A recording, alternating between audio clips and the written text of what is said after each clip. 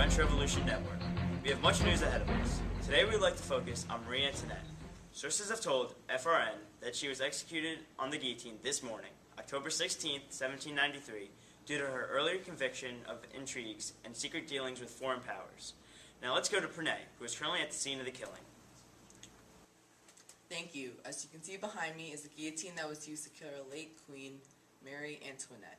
For our viewers who don't know, a guillotine is a machine with a heavy blade that slides vertically in grooves, used for beheading people. We would now like to visit to the events of our Queen's life. The former Archduchess of Austria was married to the King of France, King Louis XVI. During the early years of her marriage, the public did not view her with the respect that a queen should have. Her reputation was destroyed even further after the affair of the diamond necklace, and she could not restore it. For those who don't know, the affair was to frame the queen of being a frivolous and careless queen. An expensive diamond necklace was bought under the queen's name but never arrived at her door. Instead, the expensive artifact was sold stone by stone on the streets of France. Following this event, the queen was disrespected even further, and some say that it was the cause for the French Revolution that we are currently in. She also supported France's declaration of war against Austria in hopes that it would defeat the disorganized armies and restore royal power.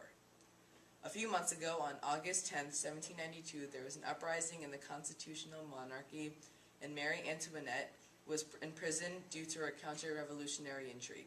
Vignash is going to say some more information about our queen's life. Vignash? Thanks, Pranay. By the way, did you know that our late queen stayed at the Chateau de Versailles?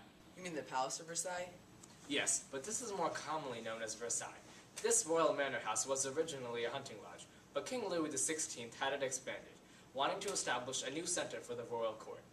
Although the queen and her family did live in Versailles, it is currently under the hands of the citizens of Versailles. However, there is nothing official yet, but there has been rumors going around that the palace would be in the hands of the government. As for the furniture of the palace, King Louis XVI requested it to be moved to Paris. However, this did not happen, because this would have brought economic ruin to the city. As of the history of Versailles, the royal family left the Tuileries Palace in Versailles on October 6, 1789, because of the Women's March. For those who are unaware, the Women's March was a crowd of women demanding bread for their families who marched towards Versailles soaking wet. Now we proceed to Miriam with news on Maximilien Robespierre. Yeah, baby. Yes, on other news, Maximilien Robespierre, the most influential man in this war for the time being, is currently in Paris on some business. So for those viewers who are having a wonderful time in Paris, keep your eyes peeled for this leader of the Committee of Public Safety.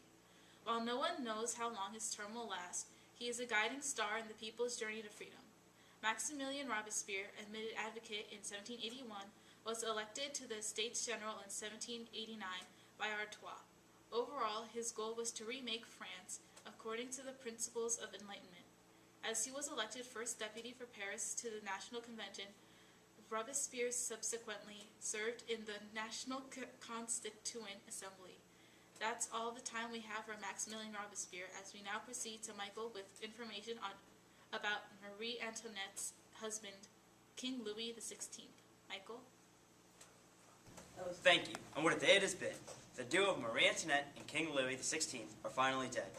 King Louis married Marie Antoinette in 1770 and was known for being an amazing locksmith and apathetic about politics. King Louis was born on August 23, 1754, and succeeded the throne of France in 1774 from his grandfather. His first act as king was to restore political power to the reactionary parliaments. Unlike his wife, who fought to keep the monarchy's power, King Louis tried to flee our country many times because he felt he had lost the revolution. Marie Antoinette's other half was put to death on the guillotine on January 21, 1793, a mere 8 months before his wife was put to death on the same machine, because he was convicted of treason. For the viewers who don't know, treason is the crime of betraying one's country, especially by attempting to kill the sovereign or overthrow the government. Now that both the king and queen of France are dead, our revolution will hopefully come to an end. As our show comes to an end, I would like to remind the viewers that we are fighting for our freedom and that our country must unite as one.